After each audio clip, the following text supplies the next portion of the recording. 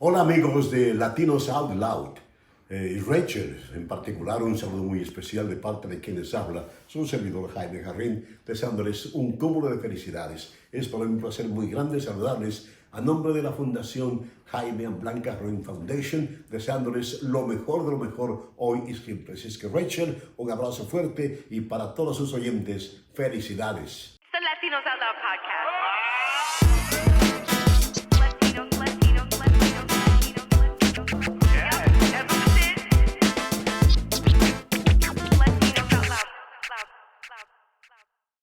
LOLeros, batter up, hear the call. Yeah, this is going to be such a fun episode, LOLeros. I'm in my baseball frame of mind. I'm repping right now with my Brooklyn Dodgers hat that I got from Dodger Stadium in Los Angeles when I went last year for the first time. We have a very special guest here today. There's a lot of these leaders in our space that are doing so great by the community and they're carrying down a legacy. And I am speaking to one of them today. Well, yo, Latinos Out Loud family. Rachel La Loca is going to be interviewing none other than you guys know the Jarrín family, right? Jaime Jarrín, broadcaster for the LA Dodgers for years and years and years in the Baseball Hall of Fame, has a Hollywood star on the Hollywood Walk of Fame. Well, I'm talking to his amazing son. Please welcome Jorge Jarrín to the Latinos Out Loud podcast. What's up, Mr. Jorge Jarrín? How are you? From coast to coast, aren't we? How are you, Rachel? I'm Es un doing placer great. estar aquí. Yeah. And I you and West you Side. yeah. And you got that hat. Now I hope folks realize what you said just a short time ago.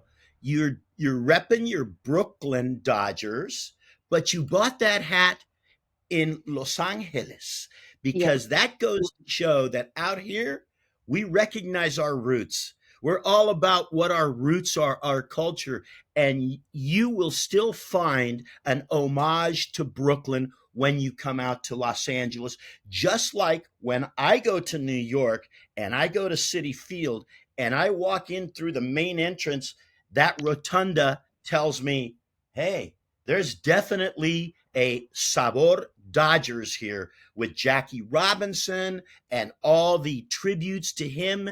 And the Met organization is a distant cousin, you might say, of the Los Angeles Dodgers. So I want your folks on the East Coast to know that we respect the folks from Brooklyn. That is so true and accurate. And I felt the love when I walked into Dodger Stadium. I went there for the first time, and if we could talk about that real quick before we get into, the bread and What butter we're all here. I think it's such a marvelous place. It's so old school in feel. Like I felt like I was walking through the doors of a stadium in like the 50s. And not that like the technology isn't there. The technology is there, but like the right. way it's constructed, the way it's open, the some of the decor elements. And when I went into the gift shop and saw all the Brooklyn stuff, that's how we spread love. Like I Yeah. felt the love. And let me tell you, growing up in Brooklyn, we would pass by the old Ebbets Field all the time. And my Yeah. father, who is a Brooklyn Dodgers fan, my father is now 84 years old. He instilled in me the appreciation for the sport. And even though Ebbets Field is no longer a stadium, they also Uh-huh. pay homage to where it once stood. The apartment complex that is there now is called Ebbets Complex, and they even kept some of, I think the home base is Yes. still there. Oh, so you know It's this. yes. Oh, Yeah. absolutely. In my travels as a Dodger broadcaster, I made it a point to seek out all of this in my schedule. For example, I was fortunate enough after gosh, I started in radio just like my father. I didn't intend to start out that way or have a career that followed my father's footsteps. But hey, why not?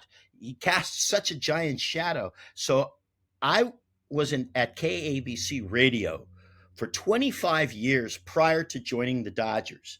And I was known as Captain Jorge because I flew in a helicopter every day, Wow. Monday through Friday, doing the traffic, late breaking news stories covering things. I was even on the O.J. Simpson chase with the white Bronco. Wow. No way. I already had a career in broadcasting when I was fortunate enough to join the Los Angeles Dodgers, not in broadcasting, but in sales. When you're in radio, you learn to do a little bit of everything besides broadcasting. You're meeting different clients and stuff and helping with the sales force. So there was an opportunity for me with the Los Angeles Dodgers and their global partnership. So I started out there in 2004. But by 2012, the Dodgers started doing some limited Dodger television in Spanish. And they asked me if I wanted to have a shot at it, which I did. So I went to work for Fox Deportes and did 35 games in 2012 on television in Spanish. And then that became 50 games. Then the following year, it became all the games. And they said, we'll tell you what, how about at that time, Fernando Valenzuela and Pepe Iniguez, who were with my father, we moved them to the television side and they took on the TV roles. And then I joined my dad in the broadcast booth in 2015 to do play-by-play. And my father and I became the first father and son broadcast team in Major League Baseball. And I traveled with the club, went to all the different cities, did the play-by-play, kept my dad company, had lunch with him every day. We'd work together in the evenings. And it was a real blessing. And then in 2020, when they won their World Series championship, I said, that's it. I'm 65 years old. I'm going to retire. And at first, people are like, what? Jarrín is retiring? Jaime? No. Jorge is, not Jaime. Oh, no. That's okay. That's okay. He could go. We just want our Jaime. And because Jaime's been around for 64 years. And my father's 91 years old. He retired only 2 years after I retired. I retired first. Everyone's like, hey, what's with you, man? Your dad's still working and you're retiring? And I said, yes, because I can. I'm going to enjoy my retirement.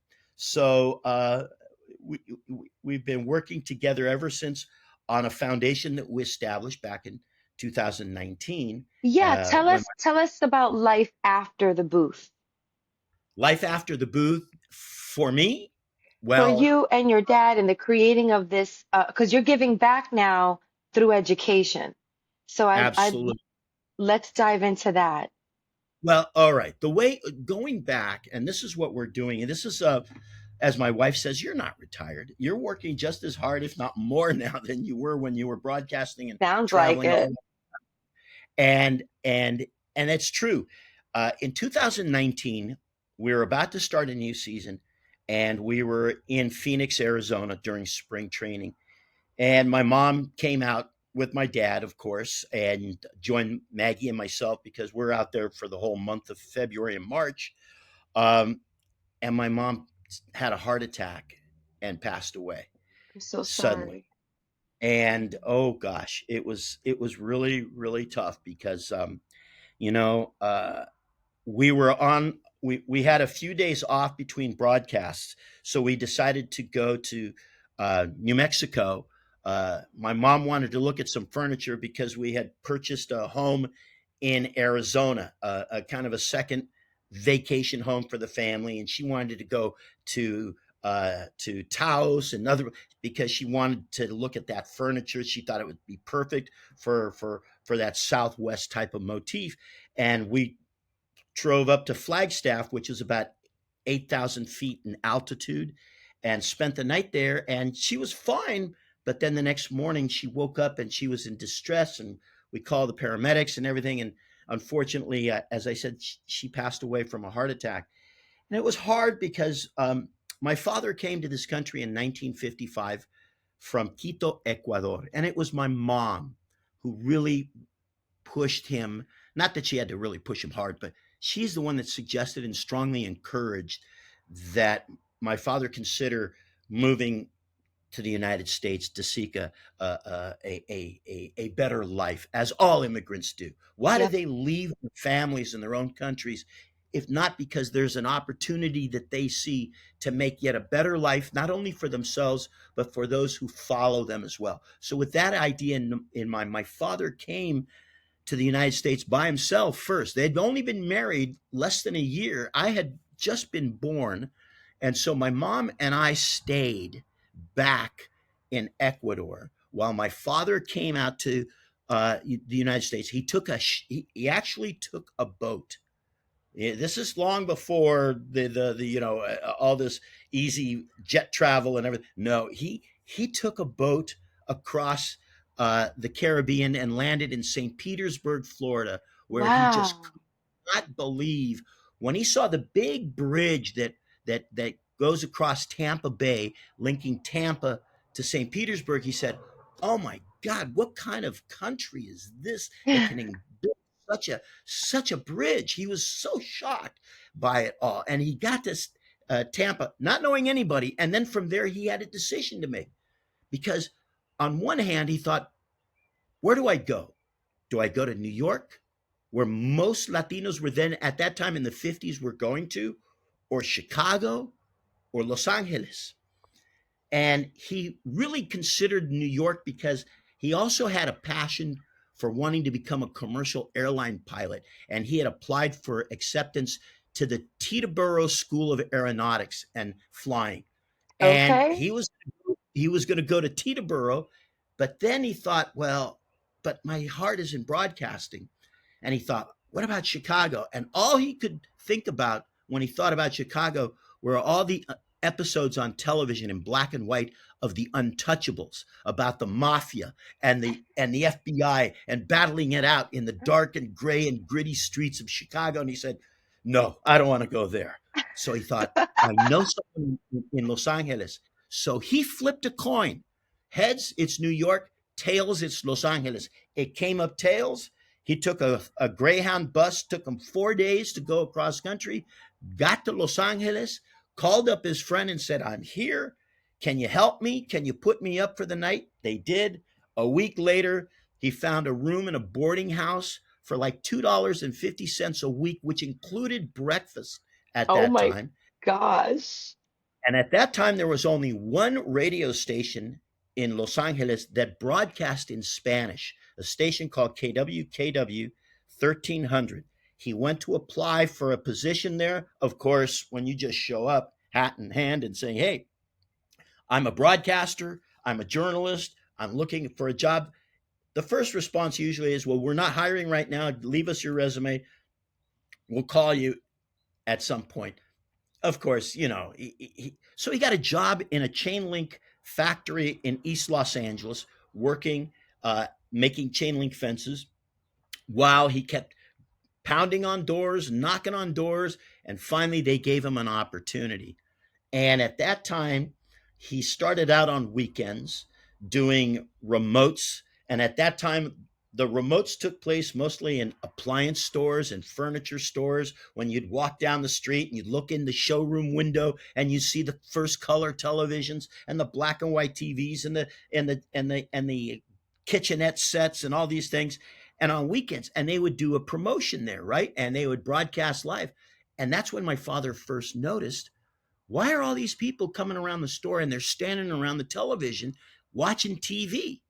Because it was the 1955 World Series between Oh. your Brooklyn Dodgers and the New York Yankees. And he was like, my God, what kind of a game is this that attracts such attention? So he started checking out some of the local baseball and learning about it. And then the word came out that the Dodgers were coming to Los Angeles in Mm. 1957. And at that time, the station owner gathered all his employees to announce that the Dodgers were going to broadcast all 162 games. No, at that time, it was a shorter schedule. It was like 156, I believe. 156 games. They're going to do the whole, and that KWKW was the official voice of the Dodgers in Spanish. And so he said, I need 3 broadcasters. And he pointed to my dad and said, I want you to be one of them. You're our news director in sports. You need to do this. And my dad said, Mr. Beaton, I don't know. I'm I'm not familiar that much with the game. I don't think I can. He goes, oh no, Jaime, this is a great opportunity. I'll tell you what, I'll give you a year because the Dodgers won't start till 1958 season. You can watch that 58 season, but for 59, I want you behind the microphone. So that's what they did. And in 1959, my father went on the air for the first time broadcasting for the Dodgers, and he retired just 2 years ago. It made him the longest tenured broadcaster after Vin Scully. Vin Scully and my father, who were dear friends and colleagues working for the same team, were the longest running broadcasters with a Major League Baseball team. However, my father actually has more time than Vin because the first 8 years of Vin's career took place in Brooklyn. My father has been behind the microphone longer than anyone else in Los Angeles for the Dodgers at 64 seasons. So my father has established himself. In 1998, he was inducted into the Baseball Hall of Fame in Cooperstown, New York. He's received a star on the Hollywood Walk of Fame. He has covered many, many important events in addition to baseball, aside from all the World Series and the All-Star games and the no-hitters. He's got like 30 World Series that he's done because he was contracted aside from the Dodgers. If the Dodgers weren't in the postseason, he still did radio for CBS, ESPN, Radio Caracol, different. So he's been around for quite some time, well established. So when I joined him, traveling with him, going on, it became apparent to me that he was winding down his career. And we were thinking, my sons and my brother and myself were, how do we maintain my father's legacy? Because I don't want people within 5 years to forget what he has done, the pioneer that he has been. Yeah. And it was with this thinking about how do we maintain his legacy when my mom suddenly passed away. And we thought, okay, this is the opportunity because we want to give back. Knowing my mom's generosity and her kindness and everything. My mom would always, she would do things like here in Los Angeles, we have a trash service where where they come into your backyard and they pick it up for you and drive it out to the truck and everything. So we have all these little tenders that go back and forth and stuff, and you get to know these people. And one day my mom says to my dad, Jaime, how much money do you have in your pocket? He goes, what do you mean? He says, tell me, how much money do you have in your pocket? He goes, well, let me see. I have $63. She goes, the trash guy's here. Go out and give it to him. You go, what? Just go out and give it to him. Why? Jaime, that's your spending money. You don't know what that little tip can mean to make him feel better about his work, about who he is. He's got a family. Go give it to him. Okay. So he walks out there and, hey, how are you? And they said, listen, you do a great job. And I appreciate it. And I just wanted to give you this little extra tip for your service and everything. And as my mom would say, you have no idea what that can do to a person's day, their feeling about themselves or anything. This was the type of person that my mom had. What was? Every year, the Dodgers would give them 4 season tickets as part of his contract, and they were great seats. My mom went to one game, opening day. After that, my mom guarded the tickets, and she gave them out to all the waiters, all the maitre d's, all the waitresses around town whenever they would go to lunch and they'd serve on. And she goes, you want to go to a game? I've got my seats. I'm not using them.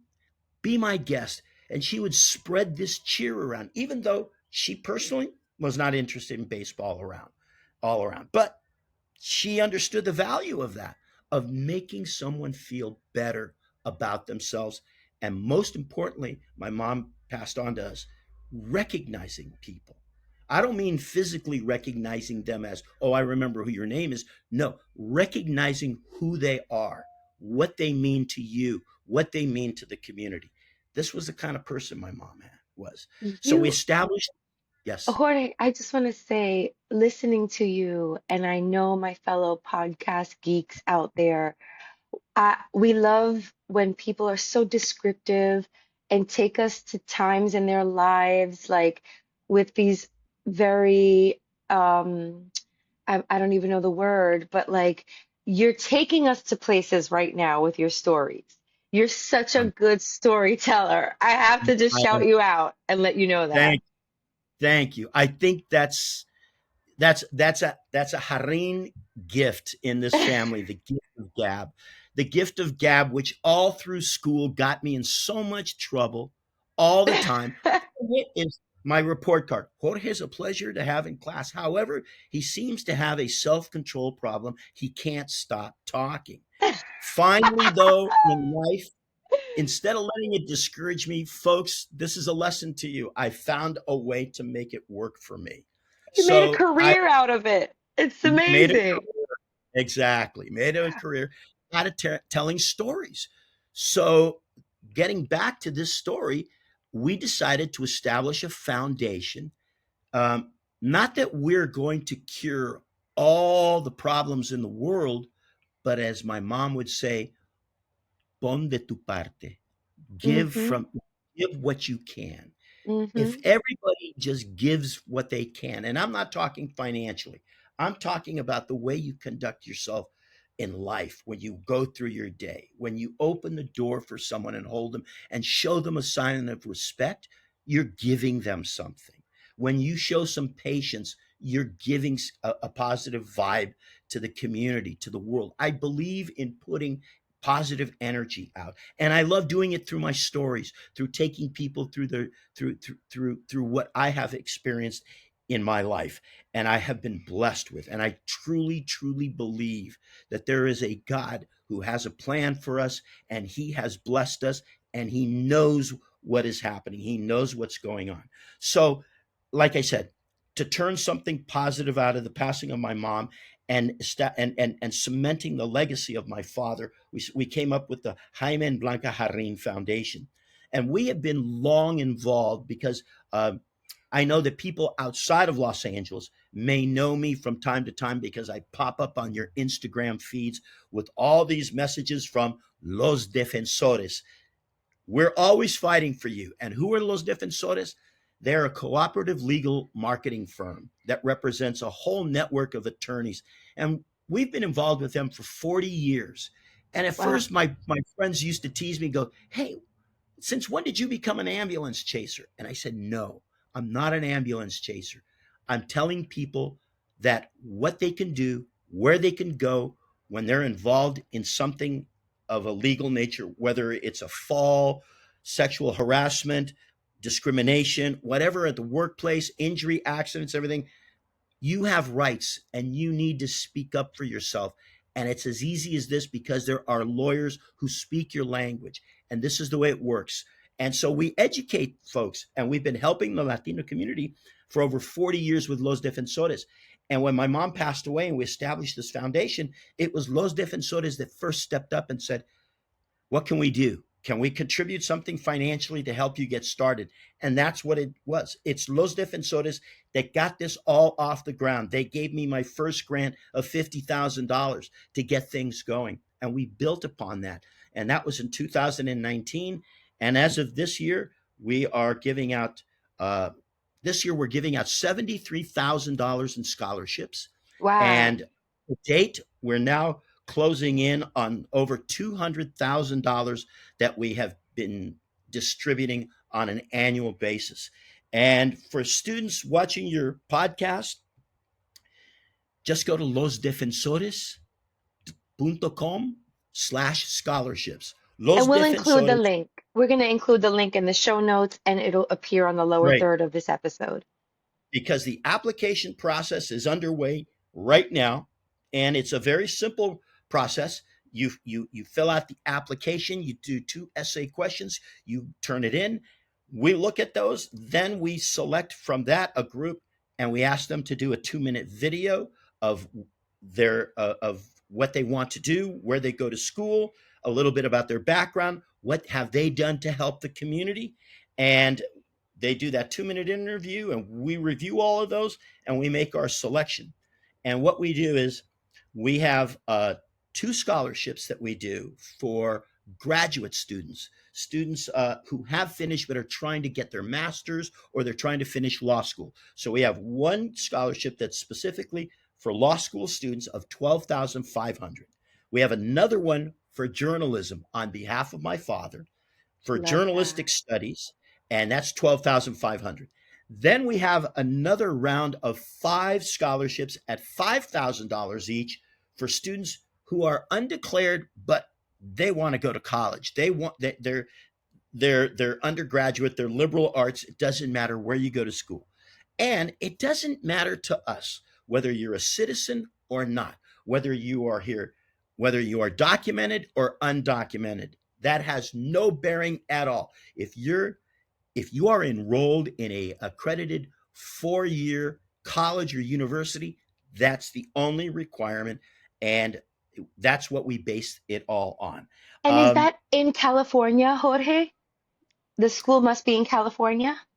No, Oh. generally the schools have been in California. However, we will consider students from New York or anywhere else that are going to school. They can apply because we always send the money directly to the school on their behalf under their name, so that they have that a $12,500 credit for their tuition, or a $5,000 scholarship for their tuition or books or needs or whatever, to cover their educational bill.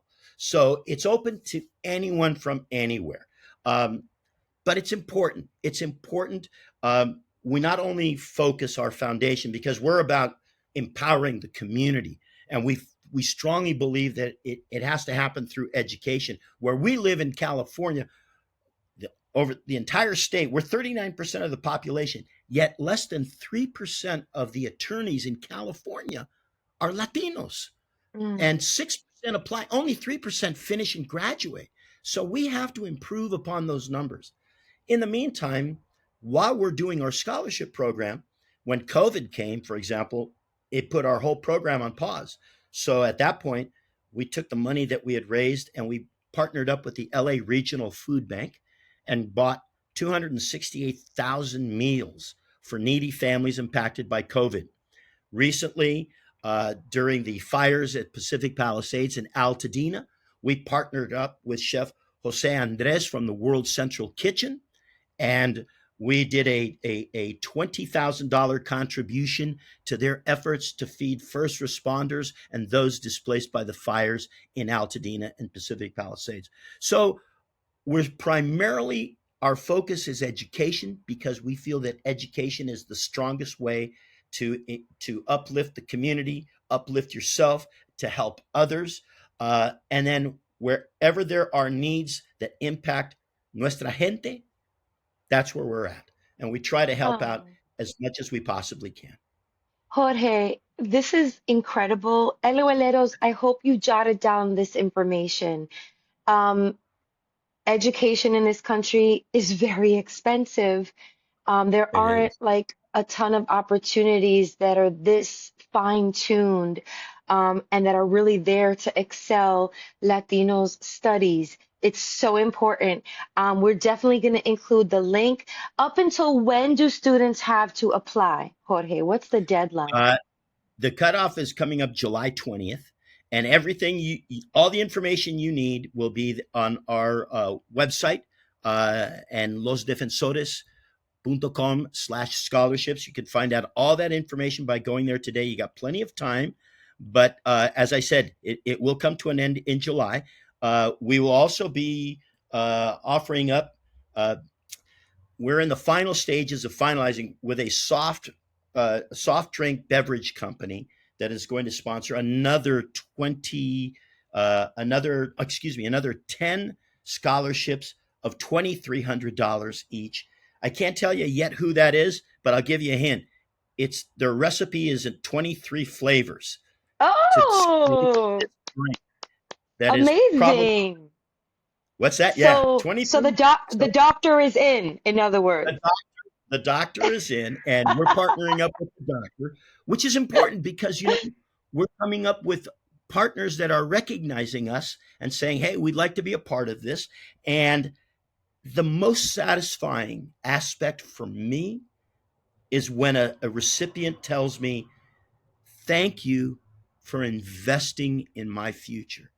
Thank you for seeing me and recognizing me and invest. Because that's the way we look at it. We are investing. We're doing this for a selfish reason because I see what's going on all around and it's heartbreaking. And right now, the Latino population has become a big scapegoat for our current administration. They want to make it sound like we're the source of all the problems in this. Well, we know that's not true. And we know it ourselves. The way we fight this is to empower ourselves through educated leaders. And these young people that we're looking for are going to be making the decisions that affect our future. So I want them to be as best prepared as they possibly can be. And this is what we do. And we turn out in demonstrations. We lift our voices. We don't give in to the fear. There's more of us than there are of them. And they're doing this because they are afraid. They are afraid. Right. And And we together we are powerful. When we ex- unite and we come together and we're vocal, it's incredibly powerful. And I also want to say, as an educator myself, I don't think I told you this, but I also teach at the college level. I teach at my great, alma mater, CUNY Brooklyn College. I teach advanced radio and podcasting. And then come this wonderful. fall, I'll be teaching at a private university out on Long Island. I'll be teaching media operations. And I'm going to blast this out to all of my students. This is an incredible opportunity. And like you, I see the vision for the future and it's bright, but there's the need for a little bit of a push, from us, the older folks, the older generation, the ones that have our degrees and are putting them to use. I am so thankful for my bachelor's degree. I am in my 40s thinking of furthering my studies and getting my master's. So Wonderful. it is so, I didn't think I needed it, but you know what? Truth be told, I really enjoy teaching and I want to make it to the next pay grade. I want to maybe Absolutely. get on a tenure track. And so, in order to do Absolutely. that, I've got to have my master's degree. And so, I'm going to You go have for to it. have a plan. Exactly. And that's what we try to encourage all the potential recipients out there to go for it. I always tell those that if you didn't get it last time, apply again. You might have a better chance the next time around. But it's so, so important that, as I said, by being educated, by empowering yourself, you don't give in to the fear. You don't let yourself be intimidated. And what's more is when we turn out in mass, we don't want to let. There's always going to be that small group. I call them anarchists for lack of a better term. The ones that show up when it gets dark and they want to create mayhem and destruction and vandalism and stuff. We can't let those people steal our message, steal our voice by taking the focus away from that. I try to my non-Latino friends, I try to explain to them why when you see all these demonstrations, why we see the Mexican flag come out so much.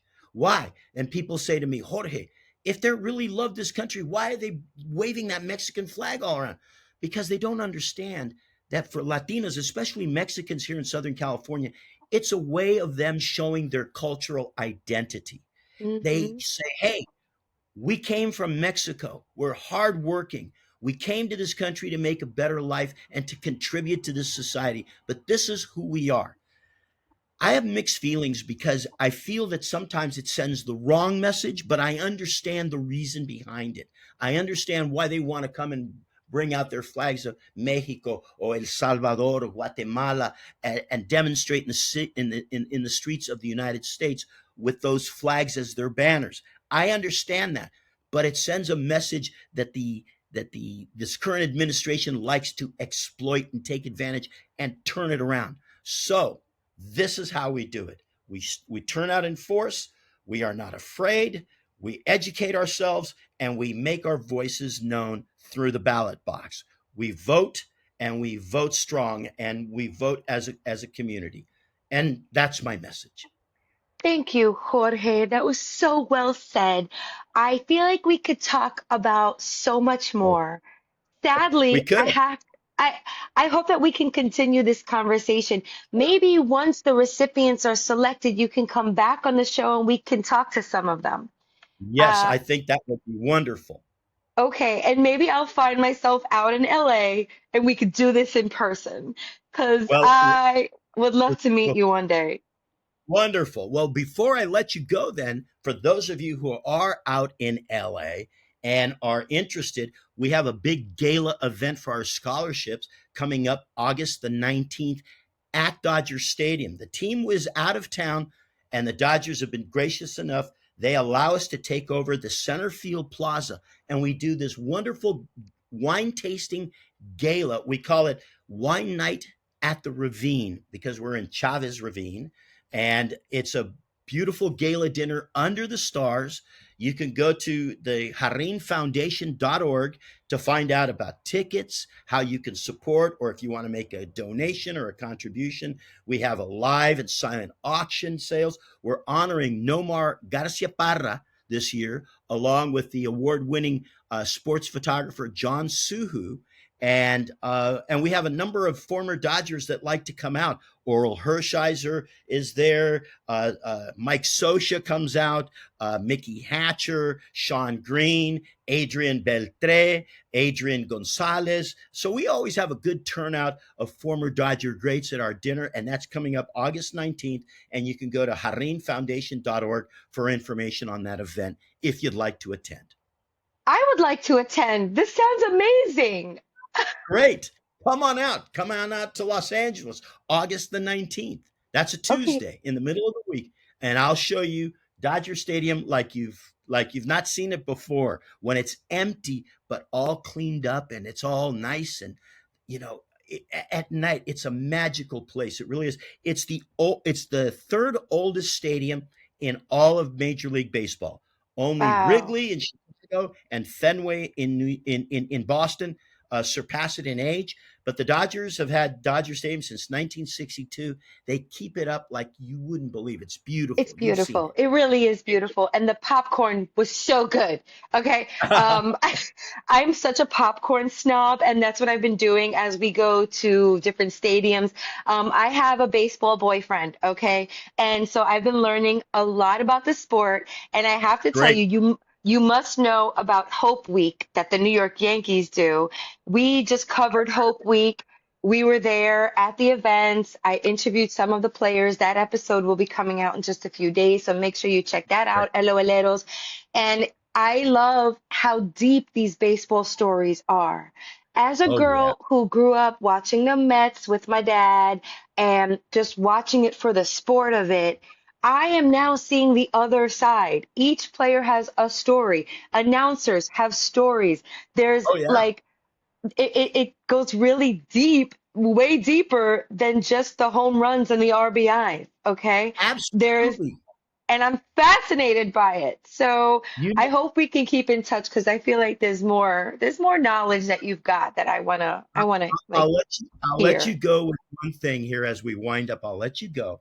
You pro- you probably know, but in case you don't, you know why the Mets have the colors orange and blue. Do you know I why? was, wait, I think my boyfriend told me, but I forgot. Can you remind me? It's getting there because what happened was, remember, the Dodgers were in Brooklyn, the Giants were at the Polo Grounds in New York, and when both teams left, there was no National League team for the longest time in New York until the Mets in 1962. They decided to expand and bring back a franchise, create a new franchise. So the Mets took the colors orange from the Giants, the blue from the Dodgers, combined those for their colors. So this is that connection and those stories. And Met fans, in case you've ever wondered, when you go to Citi Field, what's with the whole Jackie Robinson stuff? I thought he was a Dodger, but it's because it's the history of the baseball in your borough, in this Mm, area. Because to me, New York is the birthplace of baseball. It goes all the way back to the Civil War, and in Cooperstown, New York, upstate New York. And it's a game that came from the state of New York. One of the many beautiful things to come out of New York. I went to Cooperstown last summer for the first time. You And did. yes, and it was amazing. It was so much fun. I brought my two kids. We made a whole family trip out of it. We spent hours there reading and learning. And there's a whole wing commemorating the Latino contributions to baseball, which was mind-blowing. So Yes.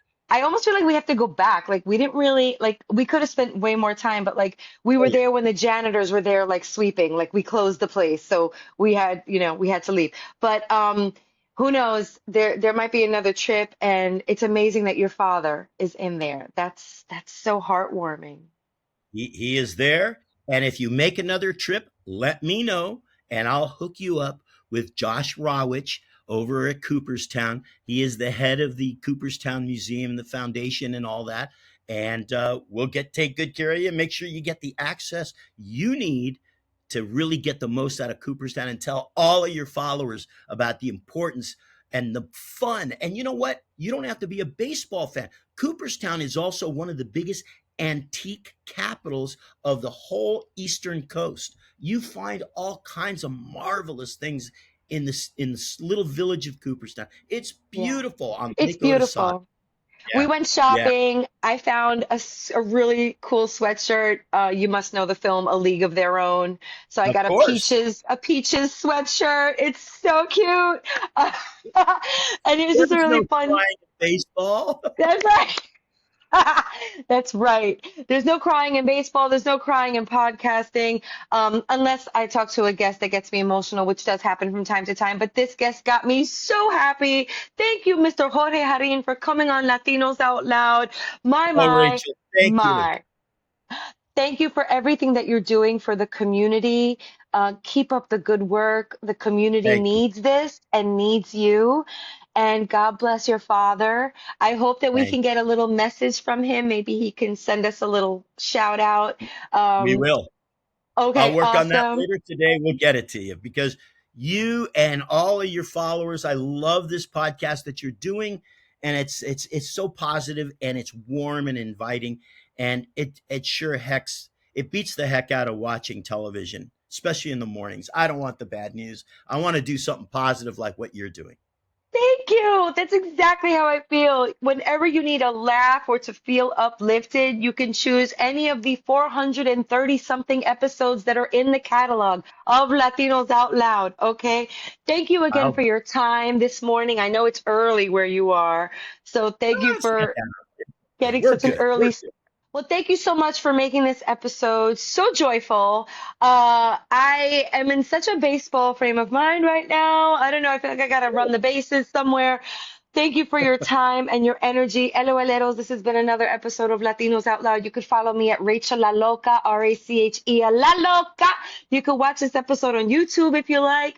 And you could follow us at We Are Latinos Out Loud. You could also give us a call at 978 Latinos. That is the number.